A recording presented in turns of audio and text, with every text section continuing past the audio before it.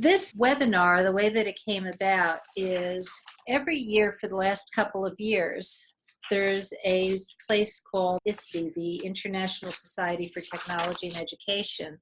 And I kept seeing this book every single time that I went there, Classroom Management in the Digital Age. And I kept passing it by and passing it by. And suddenly last year, I decided I had to pick the book up and see what it was about. And I decided that it really did have some nice content. And so I spent the time reading it this past year. And what I've tried to do is translate what I've learned into this little webinar. Classroom Management in the Digital Age is a book that's written by some members of the ISTE community. They are Heather Dowd and Patrick Green. I put the title of the book, a link to it, in the bottom of the slide. But also remember, I have the book. So if you listen to this webinar and you decide you'd like to learn more and you don't want to purchase the book, let me know and I'm happy to share it with you. What I really liked about the book as I was paging through it at the book stand is it reminded me a lot about the Harry Wong book called How to Be an Effective Teacher, The First Days of School.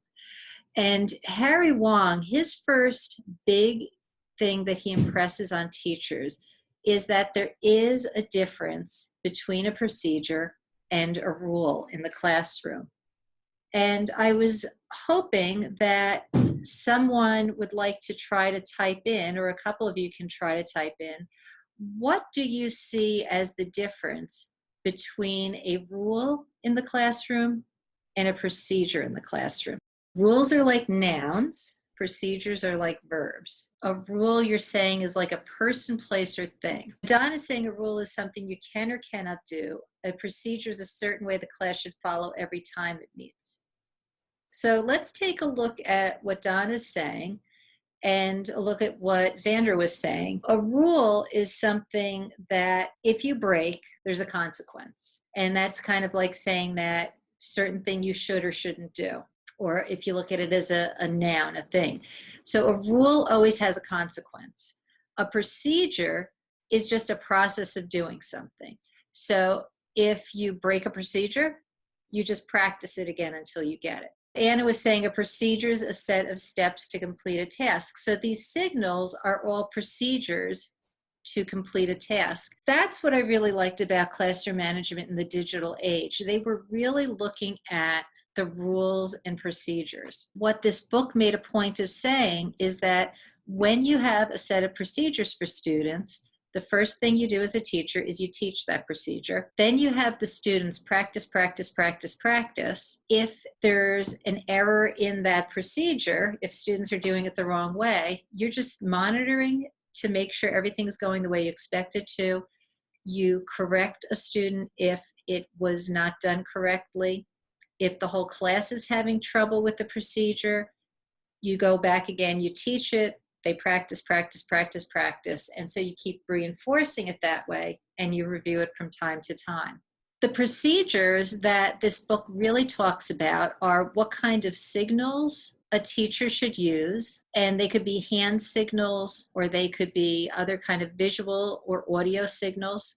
There should be a procedure for how agendas and homework are taken care of digitally. They suggested procedures for do nows, things that kids do immediately as soon as they enter the classroom, procedures for sharing devices, and procedures for students who finish early with something. One of the first examples they gave was a procedure that they called eyes on the teacher. What the teacher said was when the kids are immersed in doing something on the computer, his way of getting their attention was just to say eyes on the teacher. The goal of that is that the computer can be really, really enticing with things flashing or games playing or whatever's going on.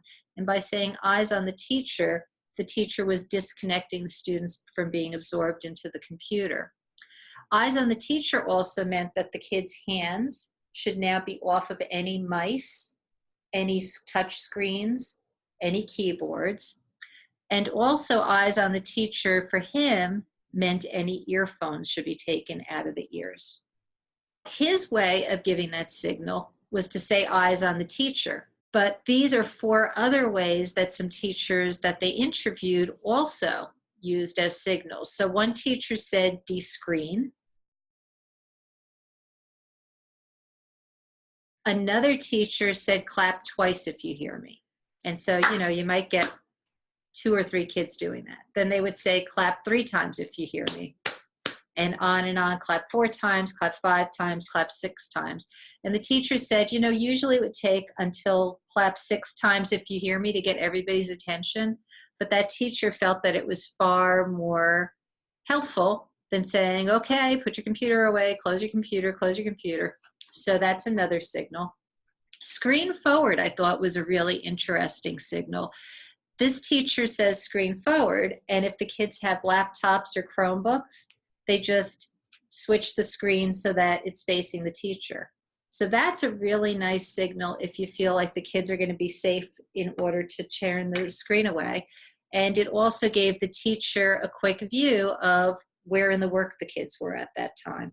A 4th teacher used a signal called the 3-second challenge. And what she would say is 3-second challenge is coming soon.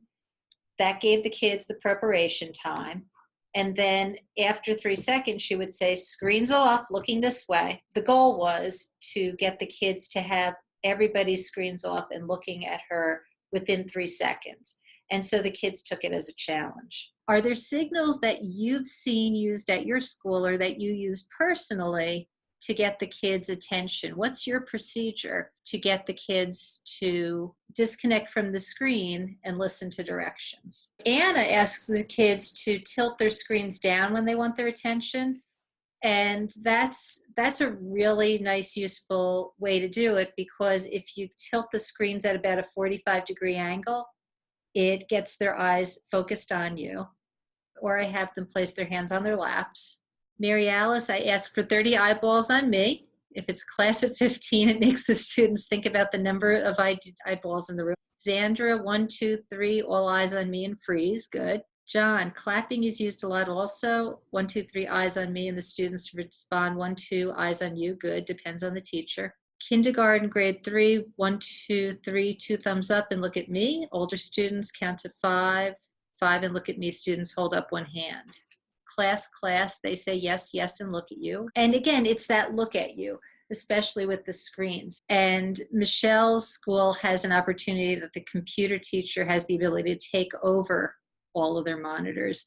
So a few of our schools have systems that can control all the kids' Chromebooks. So that's definitely an instant, everybody's eyes are on you. As the tech integration specialist, when you're starting to talk to the teachers who are maybe new to using multiple devices in the classroom, these are the kind of procedures that will really go far with them, because the classroom teacher is used to having their signal for getting everybody to put the pencil down or step away from a station.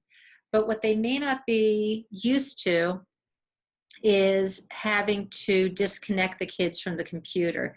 And it's important to share with the teachers what kind of signals they'd like to think about using, so that when they're in the classroom with the kids, they are focused on the instruction. Another procedure that you want to consider helping teachers with as they begin more work digitally is, how do they want to handle where the day's agenda and homework is? So in the classroom, if you think about the procedure, it might be that a certain section of a whiteboard or a blackboard or a flip chart is where the day's agenda and homework is. One of the things that I saw in the book focused on using a Google presentation. What that teacher did was had an ongoing Google presentation where every day the teacher just added a new slide. PowerPoint would work too. Slide 1 is always the current day's homework and agenda. And then as you back through, the Google presentation just keeps growing. So if somebody's out sick, they still have the day's homework on that particular PowerPoint. In Google Classroom in Edmodo, it becomes part of the stream. But again, if the teacher's going to choose to do this, You want the teacher to think about how it can become a procedure, how it becomes an everyday occurrence, so that the students know exactly the way to get at the agenda and the homework. Oftentimes in class, teachers begin their class with a do now. And a do now is that idea that as soon as they walk into the classroom, they begin writing a journal item or they begin reading a book, whatever it is. When we're talking about classroom management in the digital age, a lot of teachers still like using do nows with the students, but they translate it into something that's in the Google Classroom. Since we're talking about procedures, what you want to do is have those same kind of procedures in a digital way. So the example they gave in the book is, now that you're using a computer, you want to tell the kids as a first step, close all applications except. So if it's a classroom that uses Office 365, close all exceptions except Microsoft Word. And then give very specific directions about how to use that Microsoft Word tool. So in their example, they said use shapes and lines tool, and then construct 10 symbols that have a positive connotation. If you're using do nows in the classroom, you want to think about not giving the kids the entire access to all the websites and software in the world, to focus them on explicitly what software do you want them using, and then within that software, what are the tools that you want to use, and how do you want them to use the device to use those tools. As you're thinking about how you use technology with the students, do you use technology to give students do nows? And what kind of procedures have you used that help you make sure that the kids are getting right into their project? Michelle uses a brainstorming assignment. Have you ever used a particular digital tool to do a brainstorming assignment, or is it usually kids talking with one another? Usually Google Docs. And you, Michelle, being the tech integration specialist, when you talk to the other teachers, what you want to do is consider talking to them about procedures for do now. So when the kids start up the Google Chromebook, they go right to Google Docs. That's their only choice.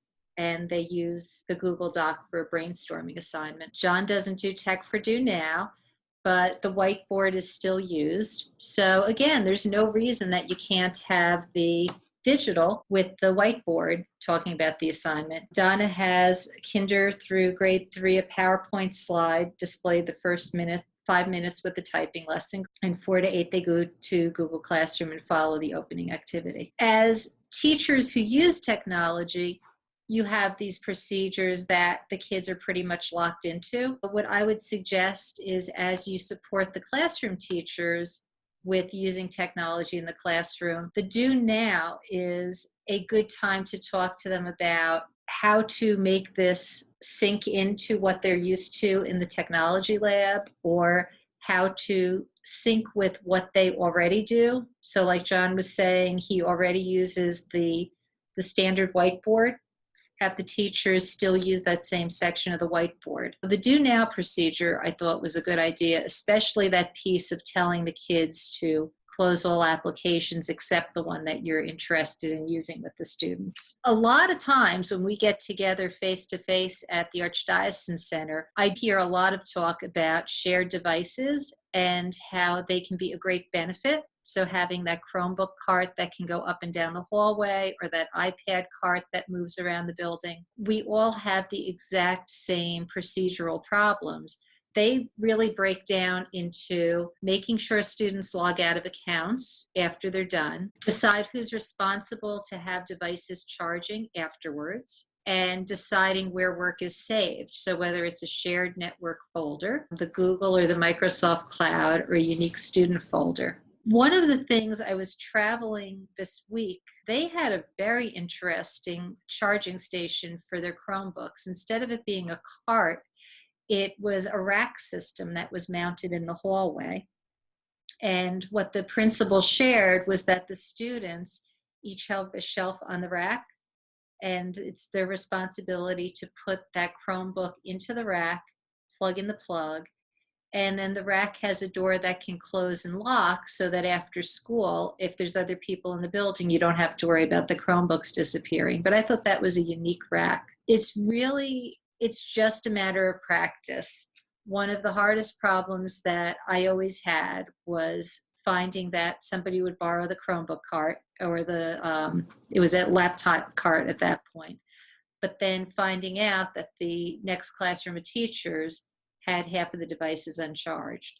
So when you're talking with teachers and they're starting to share devices, definitely have a conversation about who's going to be responsible and how much time before the end of class that they need to get those devices put away and plugged in again before the students dismissed to the next classroom. When students are working on a non-technology project, the teachers always have ideas for early finishers. It's no different with technology. You have some other opportunities as well. If a student finishes early, one of the options that they talked about is having them submit some piece of their work to a digital portfolio. One of the digital portfolios that I've been talking a lot to you about lately is that tool called Seesaw. That is a digital portfolio, and it's a great way for an early finisher to take a photo of the work they just completed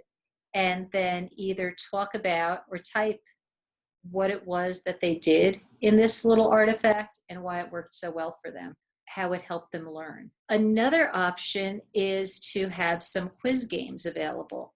We talked about the option of using quizzes, Q-U-I-Z-I-Z-Z, as a tool in the classroom. Quizzes can allow students to find different quizzes in whatever topic they're interested in. So whereas Kahoot, you find the Kahoot and you give the kids that as a quiz game all together as a class, teachers can invite students to go on to quizzes and look up a particular topic and play through a quiz game on their own.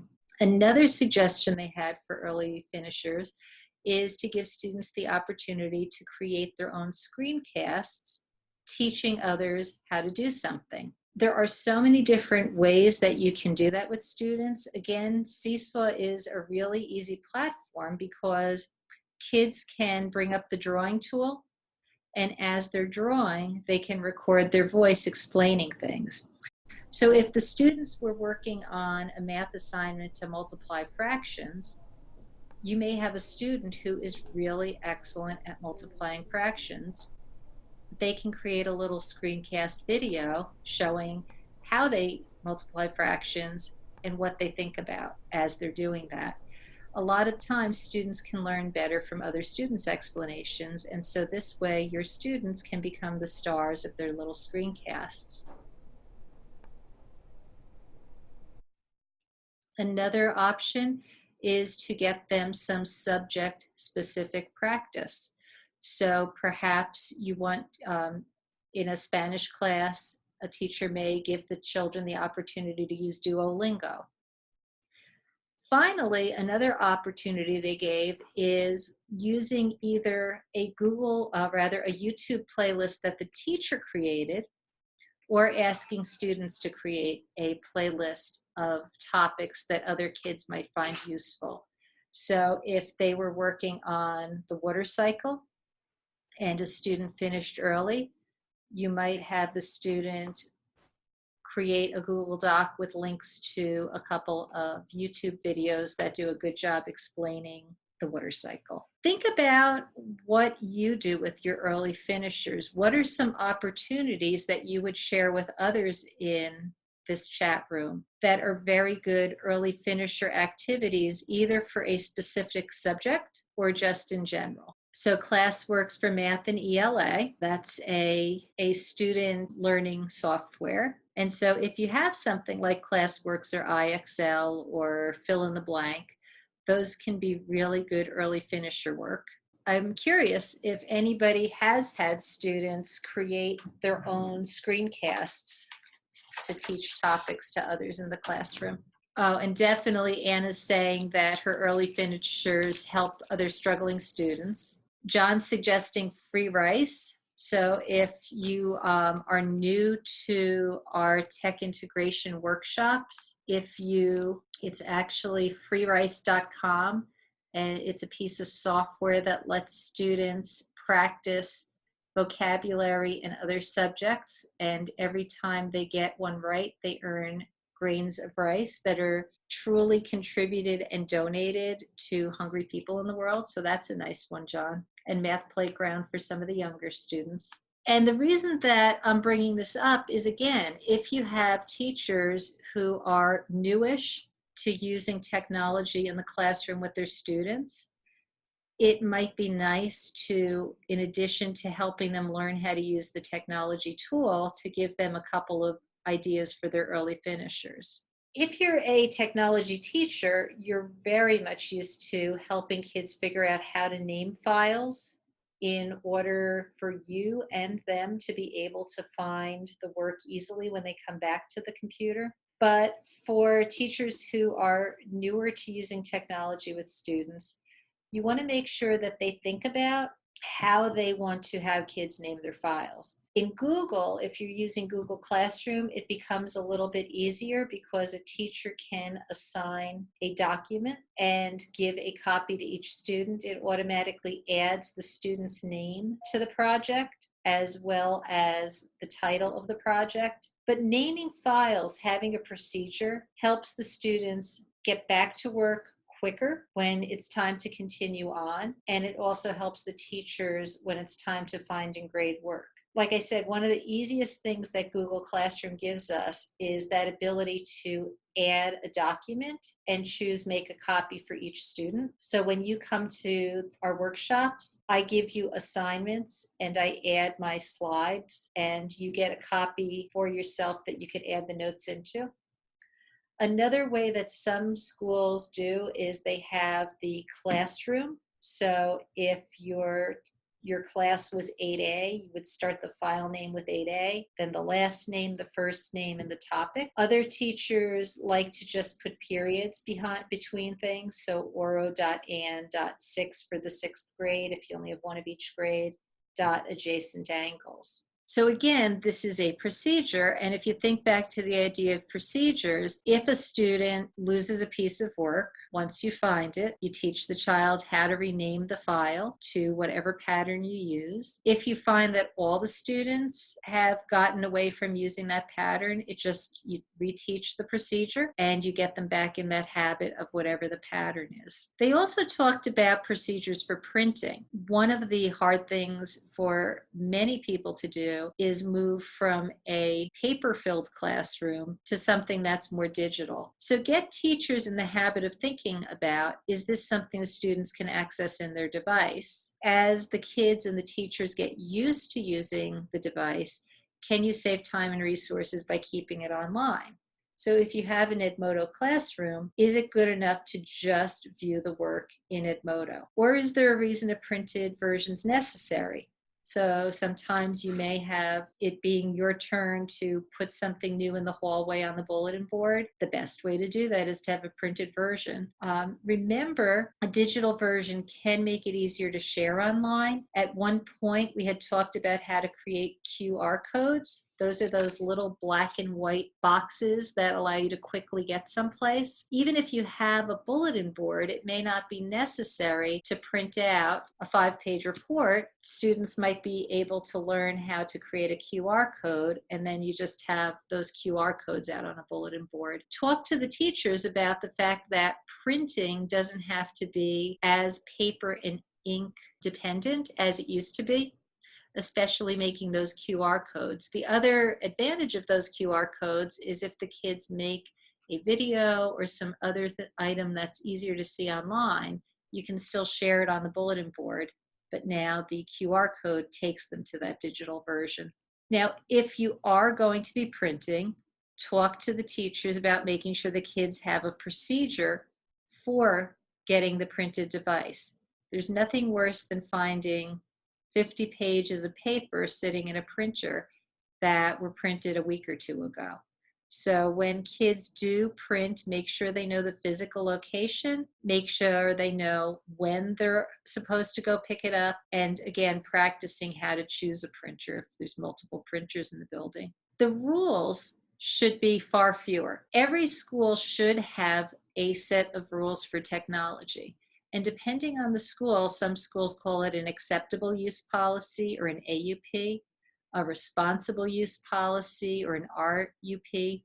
And I haven't seen too many digital citizenship agreements in the Archdiocese of Newark, but in the book they were talking about that being another way that the rules are named. Speaking just to one though, they said that some schools have rules for battery management, especially if the schools are one device per child. So in the book, one school has a rule that there is no charging of devices at school. Other schools may have rules that the device can be charged at recess or at lunchtime. And we already talked about procedures for making sure that if shared devices are at school, that there is a procedure to make sure that those devices are charged. Also, there should be a classroom rule for caring about the device, where to put them and how to carry them. A rule would make sense for what not to do with the device. So there should be no liquids near the technology. You should have it on a safe surface. The rule that one school had was simply be prepared to learn.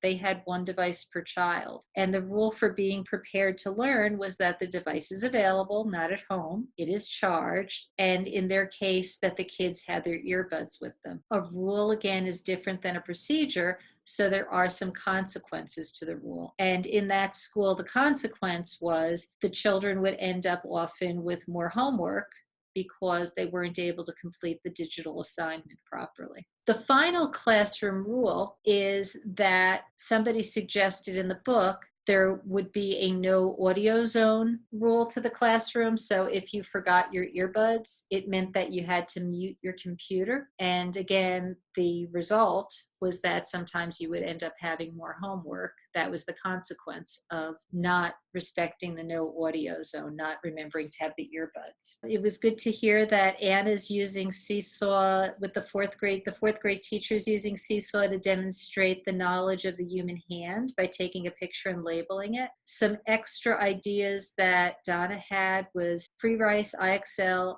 Tech Terms, and Tinkercad as a alternate assignment when she had early finishers. And Donna, if you could just type in the text box, is Tech Terms something they're defining, or is that a website? And Xandra's saying, so if we have a new concept introduced on a project, earlier finishers can use it at home or in the classroom. So thinking about code.org and techtyping.com. Just thinking about classroom rules and procedures, let's close out by sharing any classroom rules and the consequence that comes with it for your particular classroom.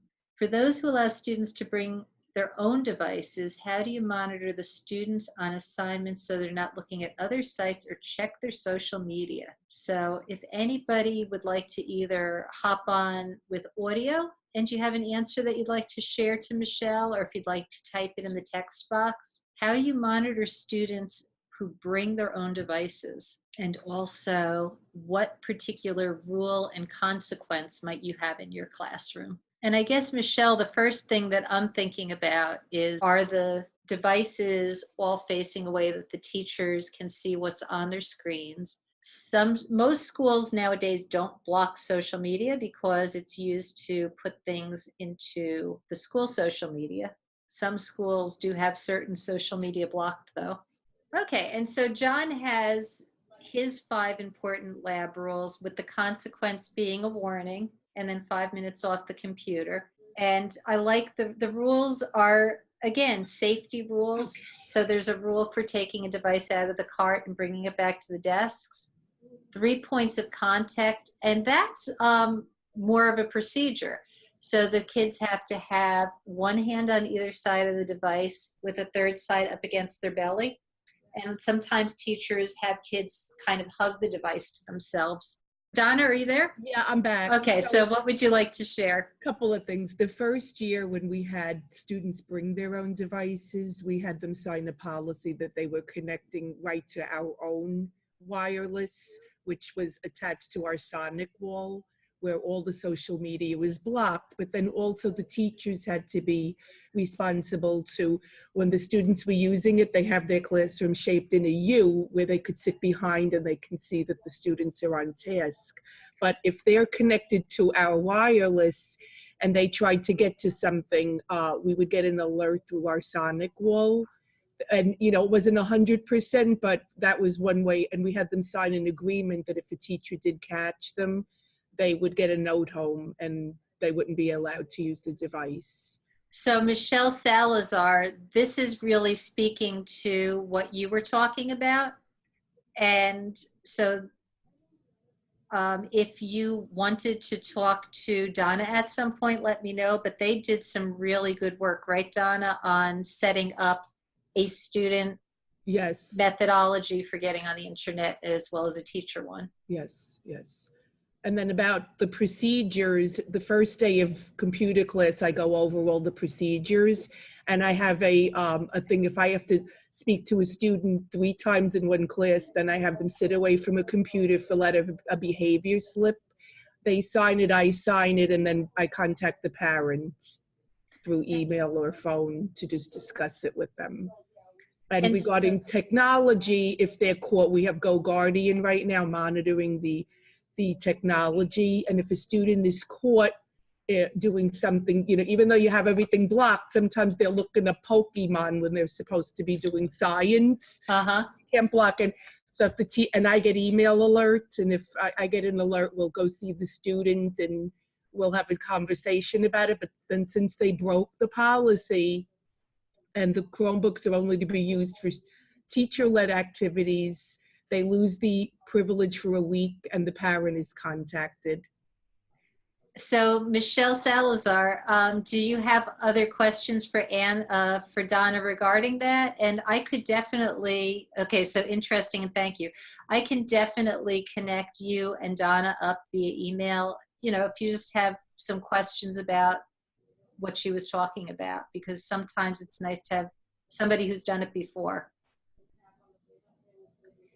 But so the Go Guardians worked well for you at your school? Yes, and we're probably going to additionally get the teacher version. You have to have the administrator version in order to have the teacher version, and train. We're going to start with some of the teachers, and they can actually lock the students' screens if they see them doing something. So that's actually a really, you know, better feature.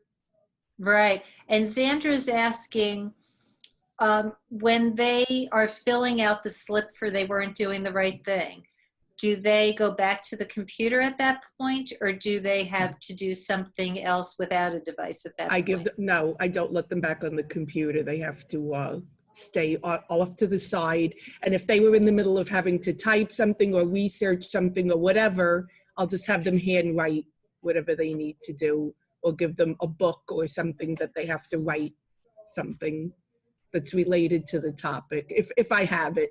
But I don't let them sit by the computer anymore.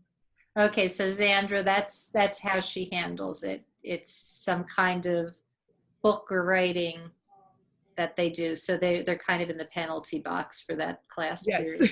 Okay, good.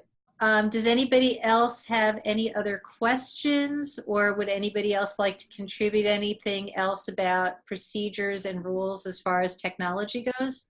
Okay, so I'd like to thank everybody for joining me. I will have the slides. They're already in Google Classroom for you. Remember, if you'd like to see this book yourself, just send me an email, and the next time I see you, I'm happy to share it with you. It's a real thin little book, very quick and easy to read. But what I was hoping to do more than anything with this webinar is really just help you think through some of the procedures that you may already have that would be helpful to share with other teachers.